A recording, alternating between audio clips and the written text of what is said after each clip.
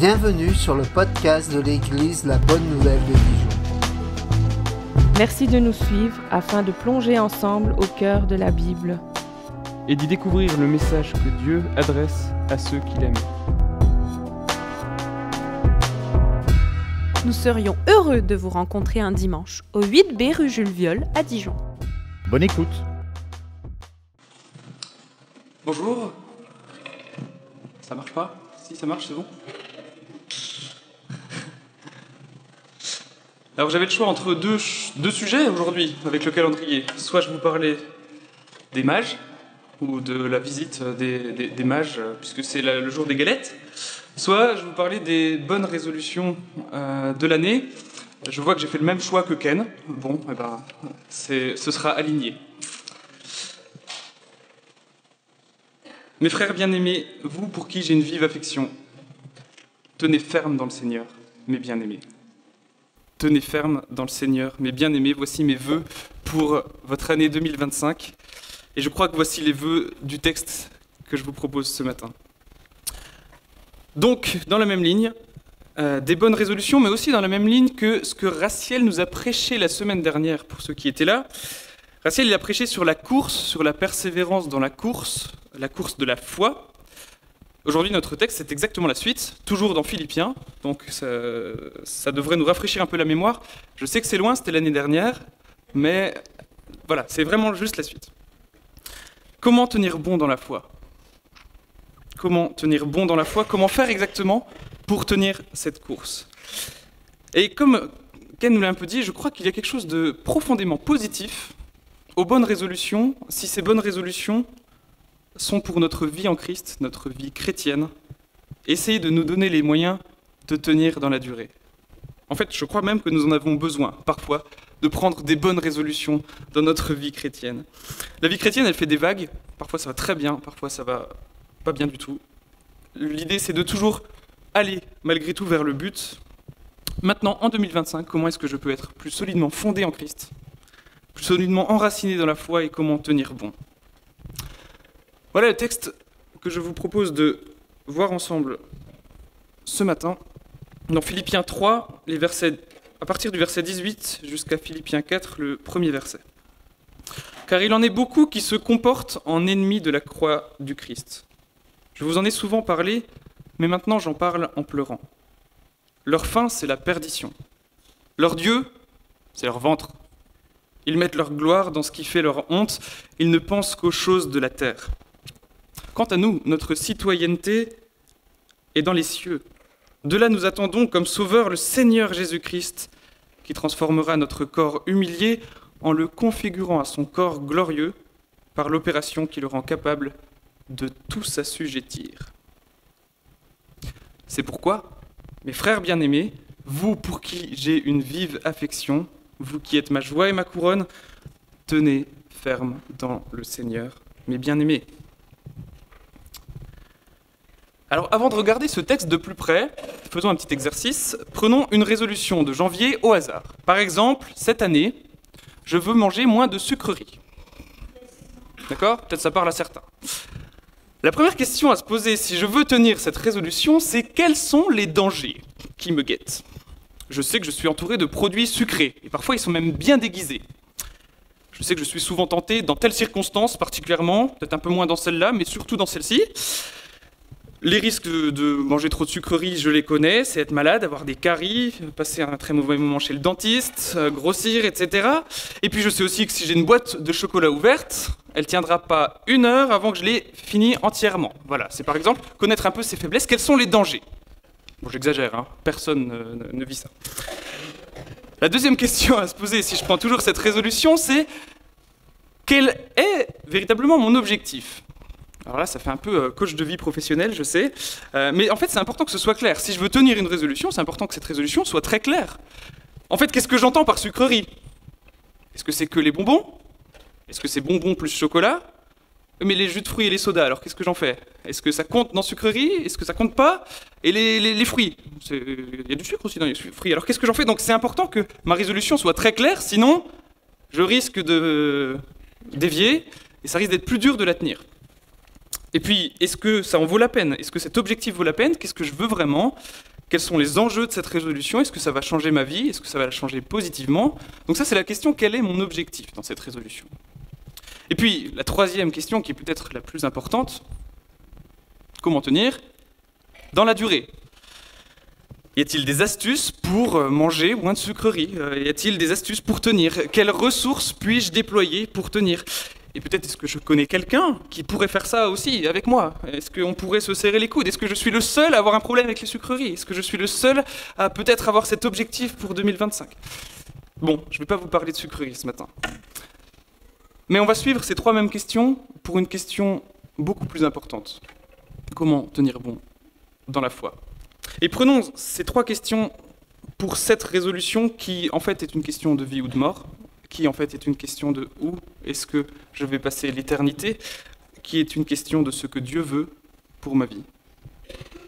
Et donc ça vaut la peine de se demander quels sont les dangers, quel est réellement mon objectif et comment tenir dans la durée. Prenons les questions l'une après l'autre, quels sont les dangers? Dans sa lettre, Paul va employer la pédagogie de l'exemple pour mettre en garde les Philippiens.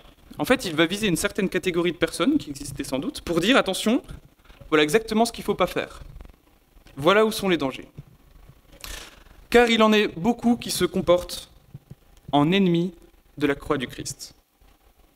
Et là, il faut expliquer un peu, parce qu'il n'y a pas beaucoup d'indices dans le contexte, et les commentateurs sont partagés pour savoir, mais qui est-ce qui vise en fait? C'est qui les ennemis de la croix du Christ? C'est sûrement des personnes qui se disent chrétiens. Et ça peut nous surprendre, mais qui se comportent en ennemis de la croix du Christ. Alors en cherchant un peu, je crois qu'en fait on peut avoir deux options, et c'est difficile de trancher entre les deux. Qui est visé derrière ça? C'est en fait deux compréhensions fausses qui font un comportement faux, du coup. Ça sonne faux. Première option, ceux qui se comportent en ennemis de la croix du Christ, c'est ceux qui disent « pour être sauvé, je dois faire ci et ça ». Ils croient que Christ est mort, mais en fait ils se disent « pour avoir la vie éternelle, il faut quand même aussi respecter ça, accomplir ça, faire ceci, faire cela, sinon ça ne marche pas ». Sauf que s'ils se disent ça, ça voudrait dire que la croix du Christ a une valeur insuffisante, et sans valeur même, puisqu'il faut faire autre chose pour obtenir la vie éternelle. Et donc effectivement, en disant ça, ils sont ennemis de la croix du Christ, puisqu'ils lui font perdre sa valeur, et elle devient insuffisante. Ils nient en quelque sorte que Jésus est le Sauveur, et qu'il est mort pour que nous ayons la vie, mais je corrige cette fausse conception. Pour ceux qui se disent « pour être sauvé, je dois faire ci ou ça », non. L'œuvre de Christ à la croix et sa résurrection est l'acte pleinement suffisant qui nous ouvre les portes de la vie éternelle, du royaume. La foi en lui suffit pour être sauvé. Et puis, donc il y a ceux qui se disent, pour être sauvé, je dois faire ci, ça, en plus de la mort de Christ. Ceux-là, ils sont ennemis de la croix du Christ. Mais il y a aussi une autre catégorie qui est peut-être visée derrière ça, c'est ceux qui se disent, je suis sauvé, donc c'est bon. Ils reconnaissent que Jésus est mort pour eux, qu'il a donné sa vie par grâce pour qu'ils soient sauvés de la mort, délivrés du poids du péché, jusque-là tout va bien, mais ils continuent de vivre comme avant. Ils continuent de pécher comme avant, ils continuent de vivre dans l'immoralité comme avant, une forme de grâce à bon marché, le fameux ticket pour le ciel, je suis sauvé, donc c'est bon. Pas besoin de changer de vie, pas besoin de faire le moindre effort, de toute façon Jésus a tout payé, c'est bon, c'est fait. Donc je peux même mener une vie de débauche, tout va bien. Non. Faux. C'est une fausse conception aussi, je suis sauvé, donc c'est bon, ça marche pas comme ça. En agissant ainsi, non seulement il piétine en quelque part le prix du salut. Jésus est mort dans de terribles souffrances pour nous.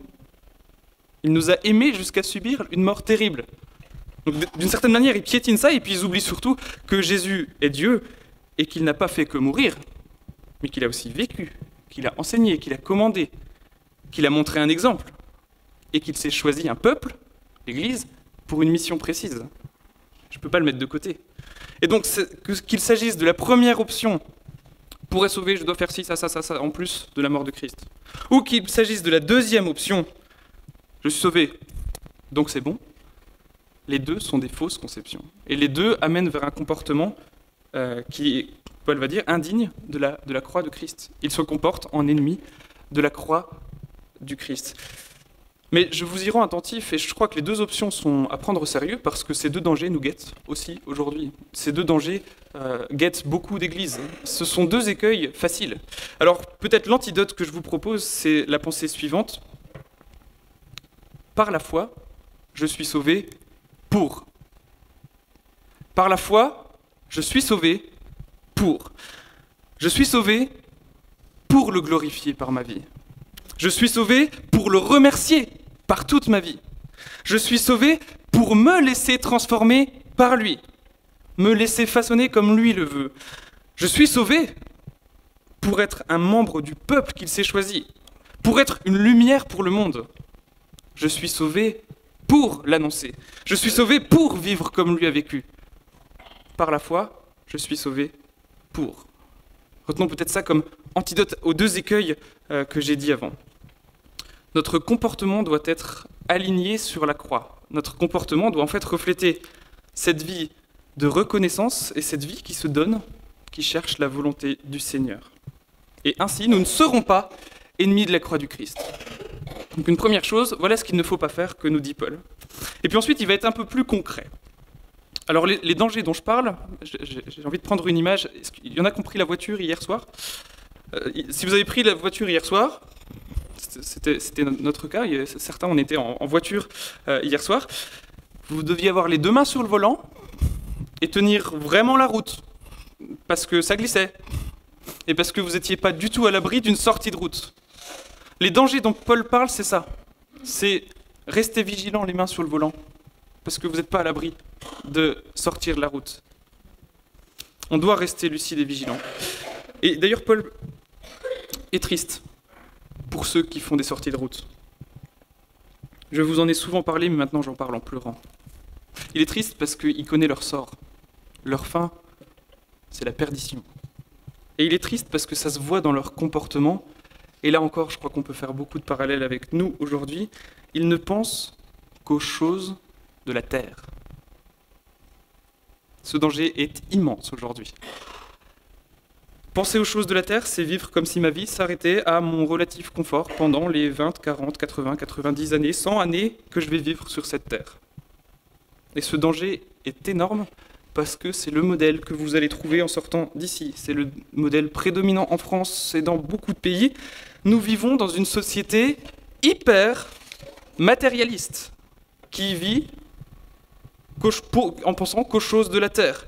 Ce qui nous rend heureux, et nous aussi, soyons honnêtes avec nous-mêmes, c'est notre nouveau téléphone, c'est notre nouveau fauteuil, c'est notre nouvelle série, c'est notre nouvelle voiture, c'est la société du « je consomme, donc je suis ». C'est la société du « j'existe parce que j'achète ». Les gens travaillent, ils se donnent de la peine pour gagner de l'argent, pour vivre confortablement, pour paraître avoir une vie mieux que les autres, pour les loisirs, pour avoir une retraite tranquille. Non ? Enfin, je me trompe complètement ou on est d'accord ? On partage le même constat ? J'aimerais juste lire une parole de Jésus par rapport à ça. Il leur dit « Gardez-vous avec soin de toute soif de posséder, car la vie d'un homme ne dépend pas de ses biens, même s'il est dans l'abondance. » Il leur dit cette parabole « Les terres d'un homme riche avaient beaucoup rapporté. Il raisonnait en lui-même, disant « Que vais-je faire ? En effet, je n'ai pas de place pour rentrer ma récolte. » Ah ben voici ce que je vais faire, se dit-il, j'abattrai mes greniers, j'en construirai de plus grands, j'y amasserai toute ma récolte et tous mes biens, et je dirai à mon âme, tu as beaucoup de biens en réserve, pour de nombreuses années, repose-toi, mange, bois et réjouis-toi. Mais Dieu lui dit, homme, dépourvu de bon sens, cette nuit même ton âme te sera redemandée, et ce que tu as préparé, mais pour qui cela sera-t-il ? Voilà quelle est la situation de celui qui amasse des trésors pour lui-même et qui n'est pas riche pour Dieu. Et je crois que nous avons un danger à prendre très très au sérieux ici, parce que notre société pense beaucoup aux choses de la terre. Et Paul va prendre un autre exemple qu'on peut trouver un peu rigolo, à première vue. Leur Dieu, c'est leur ventre. Est-ce que ça veut dire qu'ils pensent qu'à manger ? Que je me suis posé comme question au début, est-ce que ça veut dire qu'ils pensent qu'à manger ? Je pense que ça va plus loin. On pourrait reformuler leur Dieu, c'est leur ventre par Leur Dieu, c'est eux-mêmes, c'est leur corps, c'est les désirs de leur corps, c'est leur orgueil. On pourrait risquer une reformulation, mais je prends beaucoup de pincettes parce que c'est un peu anachronique. C'est ils ne regardent que leur nombril. Bon, sauf que cette expression n'existait pas du temps de Paul, donc c'est sûrement pas tout à fait ça qu'il voulait dire. C'est peut-être plus loin que ça encore. Mais pensons encore à ce qui motive les gens autour de nous, et nous aussi. Assouvir nos désirs de la chair, assouvir les désirs de notre corps, rechercher le profit, le pouvoir, parce que ça fait du bien à notre corps, à ce que la chair désire, chercher la place d'honneur, chercher un confort, encore une fois, exagéré. En fait, tout ce qui concerne une satisfaction immédiate de nos désirs charnels. Et puis, accessoirement, tant pis si l'autre, mon voisin, celui qui est à côté de moi, a moins ou n'a presque rien, moi, mon ventre, ça va. On peut le prendre d'ailleurs très littéralement aussi. Ouais. Et puis un dernier exemple qui n'a strictement rien à voir avec 2025 aussi. Ils mettent leur gloire dans ce qui fait leur honte. Ici, quand Paul dit ça, c'est sans doute l'immoralité au sens large qui est visée. Peut-être les injustices, les violences, mais je pense aussi et surtout l'immoralité sexuelle. Mais l'immoralité sexuelle n'existe plus en 2025, je crois. Non ? Bien sûr que si. Et là encore, attention, dans notre tête, si nous voulons avoir cette résolution d'une vie chrétienne affermie, nous devons avoir ce panneau « Attention, danger ». Attention, danger, combien notre monde pousse aux pratiques honteuses. On pourrait donner plein d'exemples. J'en donne juste 2. Aujourd'hui, il est excessivement rare de trouver un homme qui n'a pas regardé de pornographie dans sa vie. Et je connais bien peu de chrétiens, surtout des hommes, pour qui ce n'est pas un combat acharné. Et on doit être honnête avec ça. Il y a un autre exemple, et ça m'a fait un petit peu froid dans le dos, je dois dire, mais c'est pas si étonnant que ça. Aujourd'hui, selon une étude récente, les jeunes de 25 ans qui ont eu plusieurs partenaires sexuels sont nombreux. Et en fait, ils sont largement majoritaires. Je ne sais plus le pourcentage, je ne l'ai pas noté, j'aurais peut-être dû. Et en fait, c'est même plutôt très mal vu si ce n'est pas le cas. Si à 25 ans, vous n'avez pas eu plusieurs partenaires sexuels, alors vous êtes plutôt vu comme un moins que rien. Est-ce que ça n'image pas, je crois, exactement ça ? Ils mettent leur gloire dans ce qui fait leur honte. Fuyez l'immoralité. Tout autre péché commis par l'homme reste extérieur à son corps. Mais l'homme qui se livre à l'immoralité pêche contre son propre corps. Ne savez-vous pas que votre corps est le temple du Saint-Esprit ? Cet esprit qui est en vous et que Dieu vous a donné. Vous ne vous appartenez pas. Dieu vous a acquis. Il a payé le prix pour cela. Mettez donc votre corps lui-même au service de la gloire de Dieu. Mettez donc votre corps lui-même au service de la gloire de Dieu. Alors j'ai listé plusieurs dangers. Tenir bon dans la foi, c'est d'abord, je crois, être conscient de ces différents dangers, être conscient que pour notre vie chrétienne, nous vivons dans un monde hostile et tout faire pour essayer de les éviter. Je vous donnerai après des jalons, évidemment, pour essayer de les éviter, mais je crois le premier, c'est de nous entraider entre frères et sœurs pour les combattre, pour les fuir. Partagez certains combats avec des frères et sœurs de confiance, priez pour ça, armez-vous contre ces dangers. Fuyez tout ce qui pourrait vous faire des sorties de route. Et gardez les mains sur le volant. Tenez ferme dans le Seigneur, mes bien-aimés. Mais après avoir vu tous ces dangers, regardons fermement à notre objectif. Quelle est, au fond, notre résolution de 2025, celle que je vous propose ? Maintenir le cap, tenir bon dans la course. Logiquement, on ne doit pas perdre de vue l'objectif, sinon on ne sait plus où on va. On tient bon, on ne sait plus où on va, c'est un peu dommage. Alors je vous propose, pour répondre à cette question, une méthode que moi j'affectionne particulièrement, mais qui fait peur à certains, c'est une étude grammaticale de versets. Déjà j'ai dit grammaticale, il y en a plusieurs qui ont eu les poils qui se hérissaient. Je vais vous faire aimer la grammaire, j'espère. C'est très intéressant. Prenons les versets 20 et 21 et décortiquons un peu en nous aidant d'un outil qui s'appelle la grammaire. Voyons-le comme un outil gentil qui va nous aider ce matin. Ouais. Quant à nous. Quant à, juste ces deux mots, quant à, c'est une locution prépositive. Bon, ça, c'est pas important. Mais quant à, ça sert à mettre en relief ce qui va suivre par rapport à ce qui a précédé. Je m'explique, parce que là j'ai peut-être perdu du monde. Paul vient de parler de ceux qui se comportent en ennemis de la croix du Christ juste avant. Maintenant, il va parler de nous. Et quand il dit nous, c'est les chrétiens de Philippe et lui, mais c'est nous aussi, puisqu'en fait, ça va exactement pour nous. Donc quand il y a nous, pensons littéralement nous. Nous devient le sujet du paragraphe.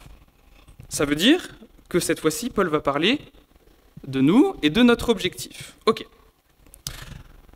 Notre citoyenneté.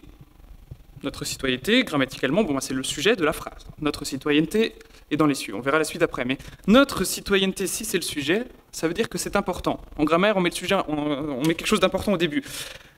Et donc, ce qui importe en premier, c'est notre identité. Pour les Philippiens, l'identité de citoyen, j'ai déjà eu l'occasion de le dire, mais je le répète parce que c'est important, l'identité de citoyen, c'était hyper important pour les Philippiens à l'époque. Philippe, c'était une ville, une colonie romaine, où le statut de citoyen romain, c'était à la fois un privilège et aussi une responsabilité, mais tout le monde avait en vue ce statut de citoyen.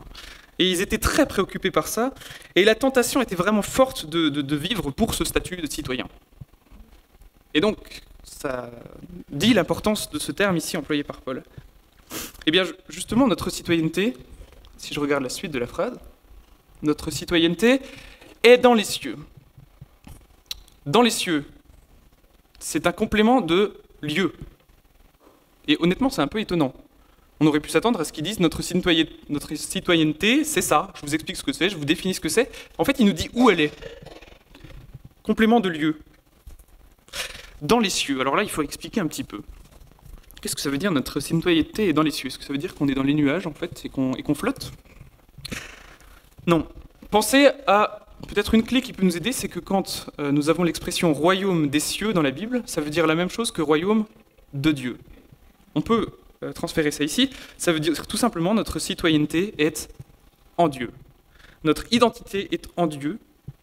Ma nouvelle identité d'enfant de Dieu, quand je place ma foi en Jésus, est ce qui me définit en premier. Notre citoyenneté est dans les cieux.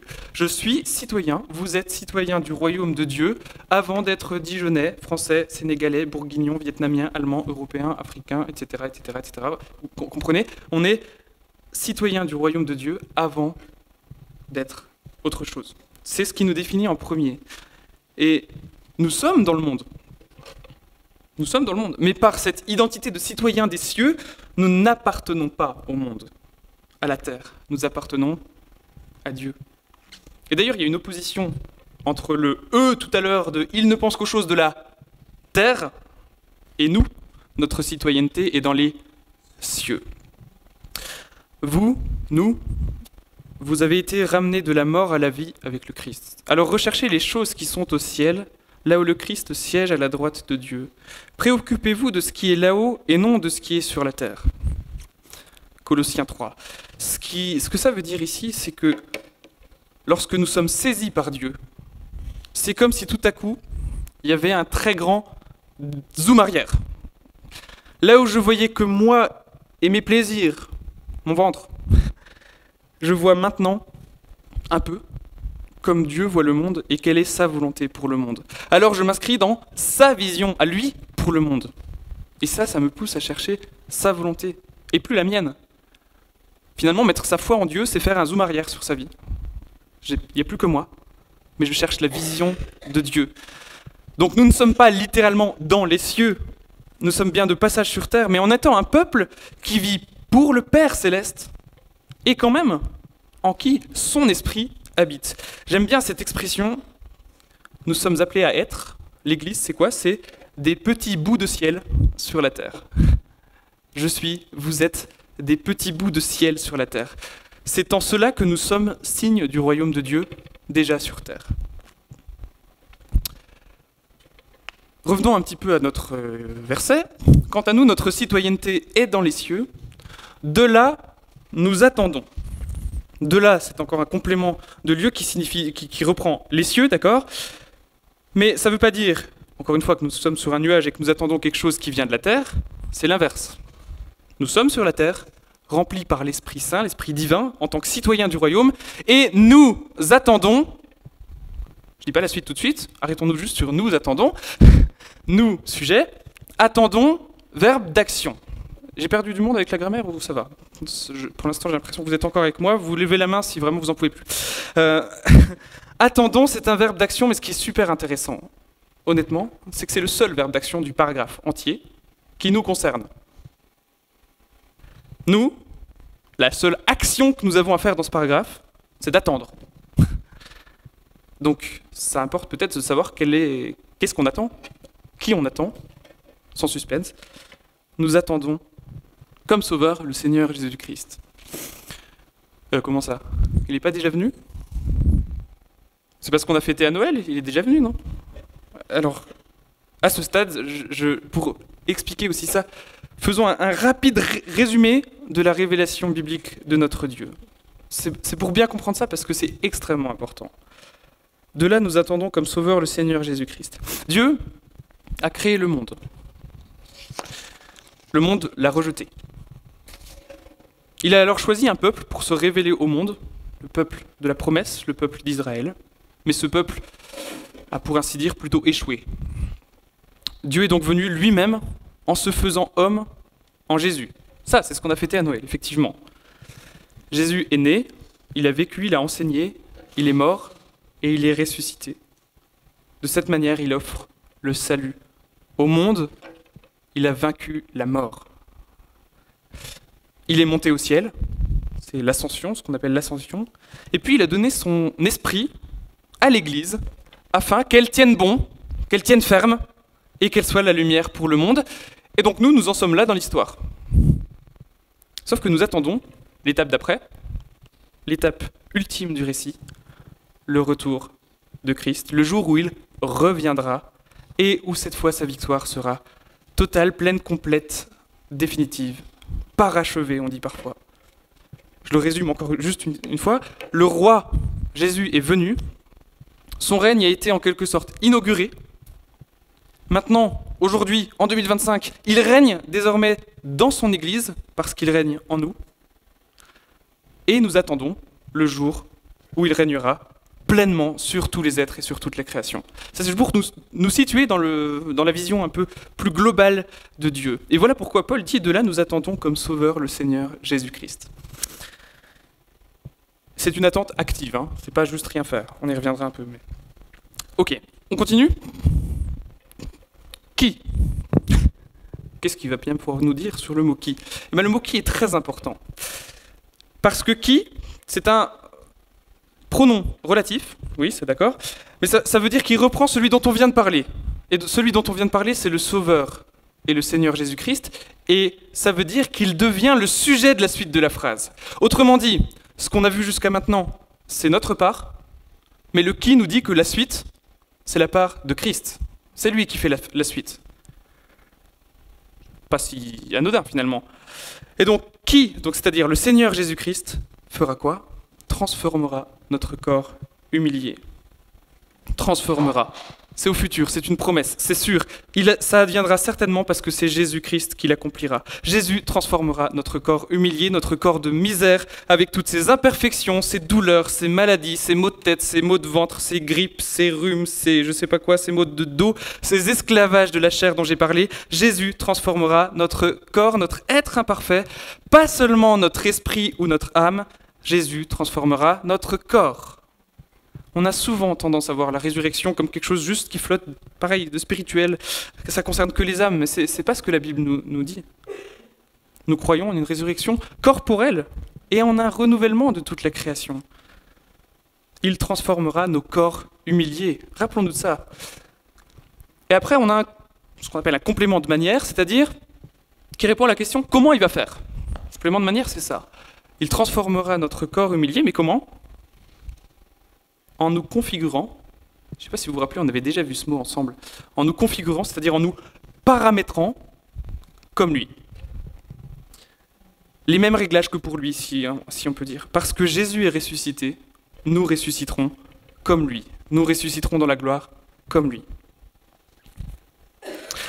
Et ce qui est intéressant, c'est que là, on a vu comment il allait transformer notre corps humilié, et Ensuite, on a un autre complément de manière dans le complément de manière, c'est-à-dire qu'il nous dit aussi comment il va nous configurer à son corps glorieux par l'opération qui le rend capable de tout s'assujettir, c'est plus clair dans une autre traduction, grâce à la puissance qui lui permet de soumettre toute chose à son autorité.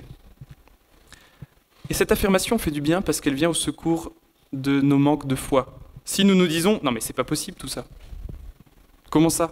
Configuré à son corps glorieux. Ah si ? Si, parce qu'il est Dieu. Parce qu'il est Dieu souverain. Parce qu'il est infiniment bon. Parce qu'il est tout-puissant. Parce qu'il est créateur de tout. Donc si, c'est possible. Parce qu'il est vainqueur sur toutes les puissances du mal. Donc si, c'est possible. Mais c'est un mystère.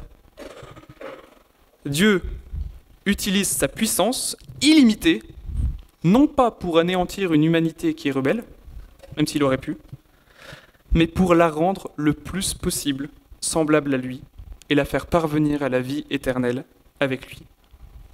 Je le redis, Dieu utilise sa puissance illimitée, pas pour anéantir l'humanité, mais pour la rendre le plus possible semblable à lui et la faire parvenir à la vie éternelle avec lui.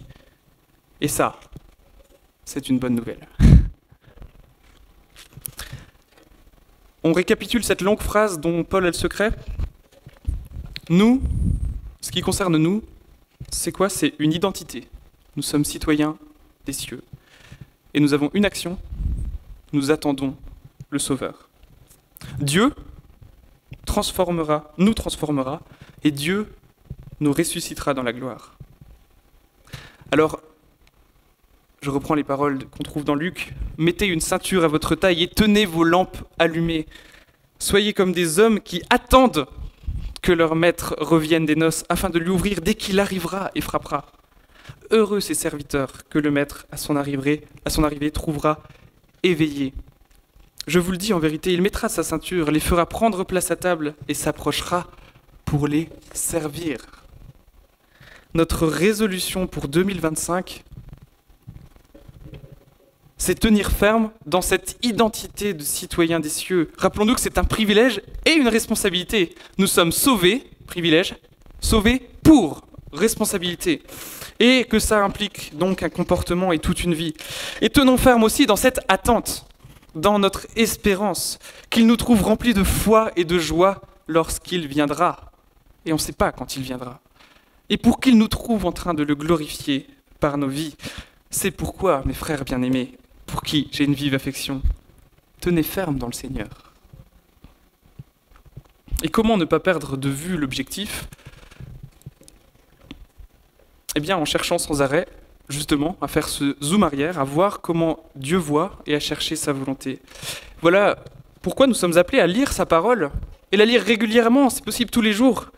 Parce que lorsque nous lisons sa parole, et j'ai envie de dire toute sa parole, voilà pourquoi je crois beaucoup au plan lecture, mais toute sa parole, parce qu'en lisant toute sa parole, on voit mieux le zoom arrière. On arrive mieux à saisir la vision de Dieu, son plan général, même si on ne saisira pas toujours tout, évidemment, mais on voit mieux l'ensemble de la révélation. Et puis aussi, c'est la raison pour laquelle vous êtes là. Nous sommes là, nous venons au culte, nous écoutons des prédications régulièrement, nous célébrons la scène régulièrement. C'est pas d'obtenir le salut, on ne cherche pas à obtenir le salut en faisant ça. On cherche à nous rappeler notre résolution. On cherche à nous rappeler notre objectif pour pas faire des sorties de route. On cherche à vivre en tant que citoyen des cieux. On cherche à continuer d'attendre activement le retour de Jésus. C'est pas pour rien que tout à l'heure on a chanté « Viens bientôt » pour garder en mémoire que nous sommes dans cette attente du retour de notre Seigneur, qu'il peut venir n'importe quand, que nous sommes ces citoyens des cieux, ces bouts de ciel sur la terre. On a maintenant un objectif clair, ça va ? On a les dangers qu'on a vus au début. Et maintenant la question, comment tenir dans la durée est importante, forcément. Je ne dirai pas tout, forcément, on pourrait avoir plein de réponses. J'essaie de vous dire celles que j'ai tirées de mon étude de ce texte.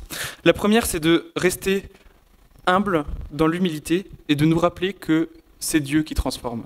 C'est Dieu qui est à l'initiative. C'est lui qui nous saisit, c'est lui qui nous remplit de son esprit, c'est lui qui nous le donne, c'est lui qui vient au secours de nos manques de foi, et c'est lui qui nous purifie. Dieu est à l'initiative, ça nous laisse humbles. Ça nous donne envie d'aussi toujours plus dépendre de lui. Et pour dépendre de lui, ça consiste à lui ouvrir grand la porte, pour lui laisser toujours plus de place. Mais se rappeler aussi que sans sa puissance, je ne peux rien faire. Je suis faible, j'ai besoin de lui, je sais que je vais pécher, et j'ai besoin de lui. Et je sais que je vais avoir des hauts et des bas. Il y a aussi un mot qu'on aime beaucoup moins, mais je crois quand même que je suis obligé de le dire.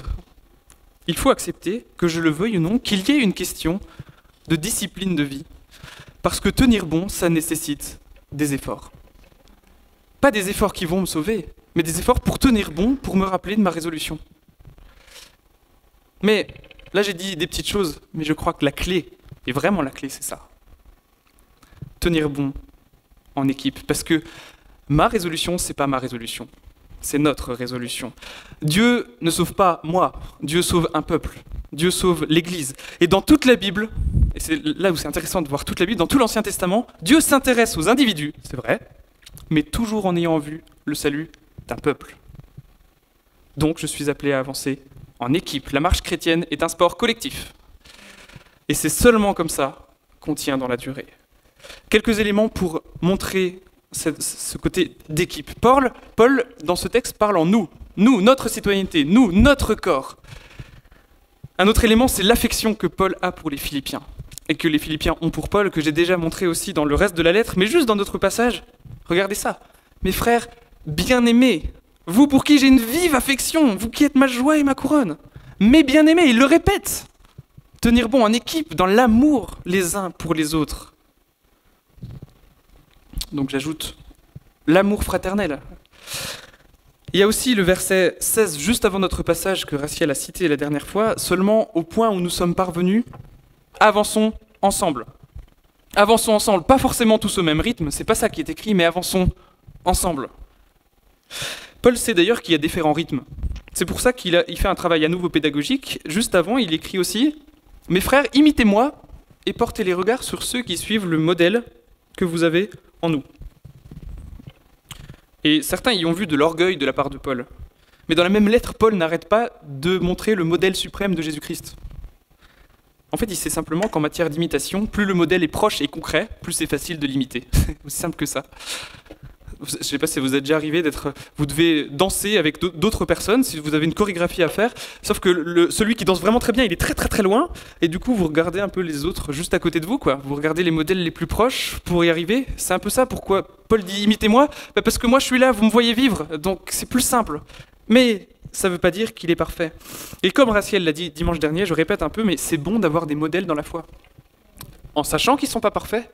Mais moi j'ai des personnes que j'admire pour leur foi, pour leur exemple de vie chrétienne joyeuse, cohérente, remplie d'amour, pour Dieu, pour les autres. Mais je sais qu'elles ne sont pas parfaites, mais je peux m'en inspirer, des modèles dans la foi. Il y a une chose qu'on a déjà dite, c'est qu'un chrétien isolé est un chrétien en danger. Et donc, éviter les dangers ensemble, ça j'en ai parlé au début, mais nous avons besoin les uns des autres pour les éviter.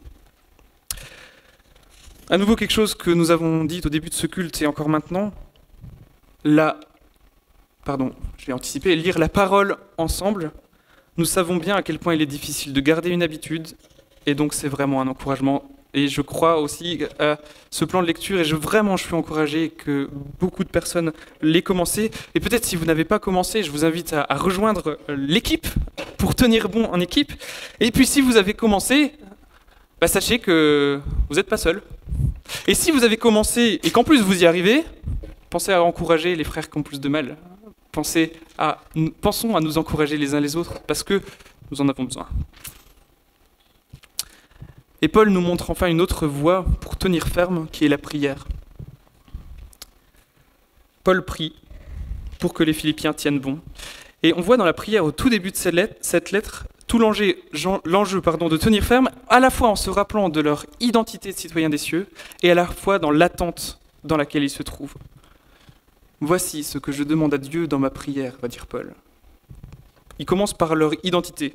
Que votre amour grandisse de plus en plus, qu'il soit enrichi de vraies connaissances et de compréhension parfaite, pour que vous soyez capables de discerner ce qui est bien. Ça, parce que vous êtes citoyens des cieux. Et puis ensuite, il va parler de l'attente. Ainsi, vous serez purs et irréprochables au jour de la venue du Christ. Vous serez riches des actions justes produites en vous par Jésus-Christ, à la gloire et à la louange de Dieu.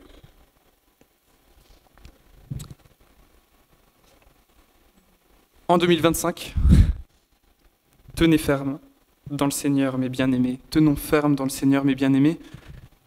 Avec ces quelques pistes, il y en a d'autres, mais en restant accrochés à lui. Je vous invite à la prière.